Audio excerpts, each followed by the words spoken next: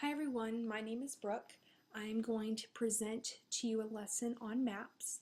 I'm a first grade teacher, and during the second part or the second quarter of the year I introduce the concept of maps to my first graders.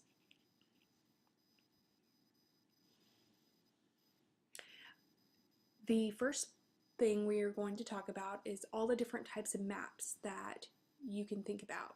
Globes, treasure maps, world maps, park maps, school maps, state maps, weather maps. Maps are everywhere, and now recently they're on cell phones and GPSs. A map is a representation of the earth. It's on a flat surface. It includes continents and oceans and landforms, all kinds of things. The other type of map is a globe, and it's, instead of it being on a flat surface, it's on a sphere. Did you know that maps and globes are often represented by the colors blue and green? The blue stands for water, and the green is for land. A cartographer is a person who makes maps. Cartographers have come a long way. Typically in the past they started drawing maps, and now I'm sure that they use computers to make and use photos to create the maps that people use. Part of a map is oceans, and that's the body of salt water. There are 5 oceans in our world: the Pacific, Atlantic, Arctic, Indian, and the Southern Ocean. Did you know that 71% of the world is water and 29% of the world is land? And I made a pie graph to show you kind of what it would look like if you were to see how much water and land are together.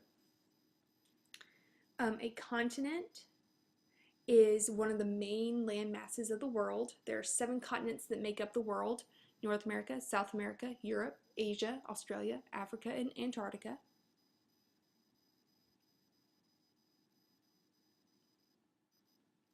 Did you know that Asia is considered to be the largest continent in the world? And recently I found out, as of 2015, that there are over 4 billion people living in the continent of Asia, which is pretty impressive. We live on the continent of North America, and North America is made up of 3 countries. We have the United States of America, which is represented in blue, which also includes Hawaii and Alaska. Then we also have Mexico, which is represented in green, and Canada, which is in blue. For the United States of America, there are 50 states, and each of the 50 states has a capital.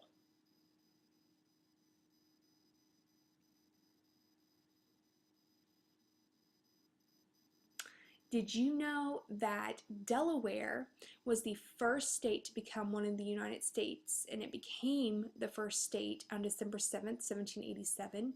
Hawaii became the last state to become one of the United States on August 21st, 1959.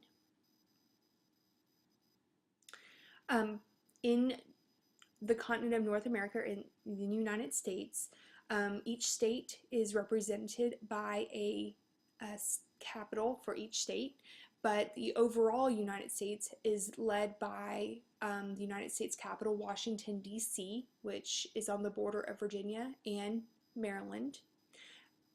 Did you know that Washington, D.C. is named after our first president, George Washington?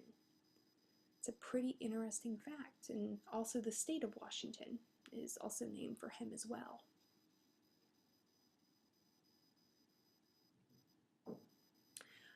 Virginia, which is the state where we live, is one of the 50 states of the United States.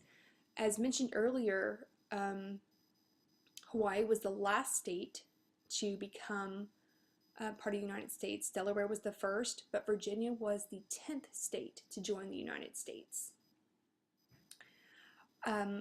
As mentioned earlier, there are 50 states in the United States of America.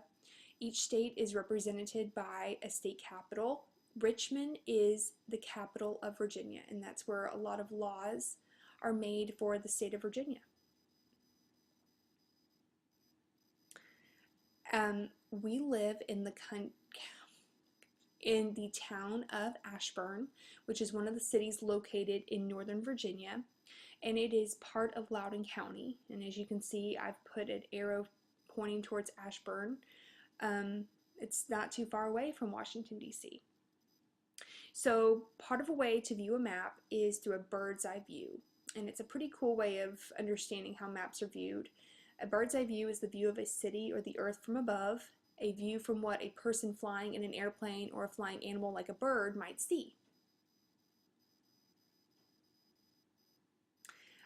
A street view, or what is represented on the background of this presentation, is an eye level point of view. So for example, if you were standing on a street, this is something you would be able to look out and see right in front of you.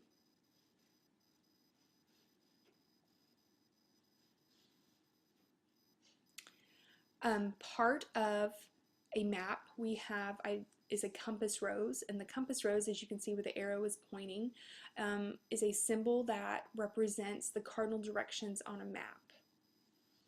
Compass roses are always included on maps, usually at the bottom or the top of the picture. On the compass rose are the cardinal directions, which are north, south, east, and west. Something to remember, or is what I teach my first graders, is to never eat soggy waffles, and that stands for north, south, east, west. It's just a fun sentence to help them remember. On a map is also a map key, and it's a box that identifies the different symbols on a map. As you can see in the box that is black around the key, map keys represents a lot of symbols that you might see on the map. Symbols are what's inside the map key. They're marks that help describe items on the map, and in some map symbols you might see an airport, hotels, hospitals, roads, cities, mountains. And this presentation was by me, Brooke. My sources included Google Images, Wikipedia, and thank you for watching.